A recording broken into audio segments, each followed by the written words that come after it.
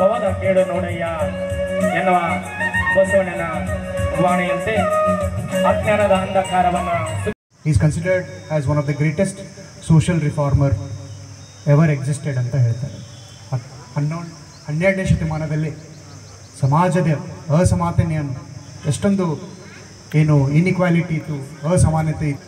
ತಮ್ಮ ತತ್ವ ಸಿದ್ಧಾಂತದ ಮೂಲಕ ಈ ಜಗತ್ತಿಗೆ ಮೆಸೇಜ್ ಹೋಗಬೇಕಾಗಿತ್ತು. ಅವರಿಗೆ ಚಾಣಕ್ಯ ಅಂತ ಒಬ್ಬ ರಾಜ, ಚಂದ್ರಗುಪ್ತ ಮೌರ್ಯ ಅಂತ ರಾಜ, ಅವರಿಗೂ ಕೂಡ ಸಿಕ್ಕಿದ್ರೆ ಇಡೀ ಜಗತ್ತಲ್ಲಿ ಬಸವಣ್ಣವರ ಬಗ್ಗೆ ಇನ್ನೂ ಹೆಚ್ಚಿನ ಪ್ರಚಾರ ಸಿಗ್ತಾ ಇತ್ತು ಅಂತ. ಇದು ಮೇನ್ ದೊಡ್ಡ ತಪ್ಪುಗಳಾಗ್ತಕ್ಕಂಥದ್ದು. ಯಾವುದೇ ಒಂದು ಸಮಾಜಕ್ಕೆ ಸೀಮಿತ ಮಾಡ್ತಕ್ಕಂಥ ಕೆಲಸ ಕೂಡ ಸರ್ಕಾರದಲ್ಲಿ ಆಗ್ತದೇನೆ ಅಂತ ನನಗೆ ಅನಿಸ್ತಾ ಇದೆ. ಯಾಕಂದರೆ ಬಸವಣ್ಣನವರು ಒಂದು ಜಾತಿಗೆ ಸೀಮಿತ ಆದಂಥವರಲ್ಲ, ಅನೇಕ ಜಾತಿಯ ಶರಣರನ್ನು ಹುಟ್ಟಾಕಿದಂಥವ್ರು ಯಾರಾದರಿದ್ರೆ ವಿಶ್ವಗುರು ಬಸವಣ್ಣನವರು ಅಂತಕ್ಕಂಥದ್ದನ್ನು ನಾವು ಮರೀತಕ್ಕಂಥದ್ದಲ್ಲ. ಅವತ್ತೇನಾದರೂ ಎಲ್ಲ ಸಮಾಜಕ್ಕೆ ಶರಣರನ್ನು ರೆಡಿ ಮಾಡದೆ ಹೋಗಿದ್ರೆ ಇವತ್ತು ನಾವು ಯಾರು ಈ ಮೈಕ್ ಮುಂದೆ ಮಾತಾಡೋಕ್ಕಾಗ್ತಿರಲಿಲ್ಲ. ಸಂಸ್ಕೃತಿ ಸಂಪ್ರದಾಯ ನಾವು ಕಲಿತಿದ್ವಿ ಇಲ್ಲ ಗೊತ್ತಿರಲಿಲ್ಲ.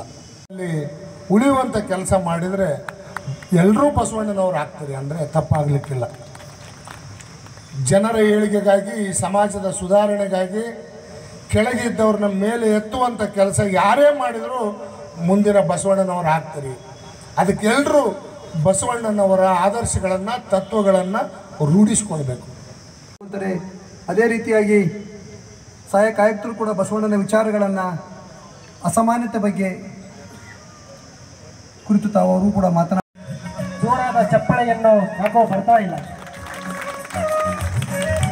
ವೇದವನ್ನ ಓದಿದವರು ದೊಡ್ಡವರಲ್ಲ, ಜನರ ವೇದನೆಯನ್ನು ಅರಿತವರೇ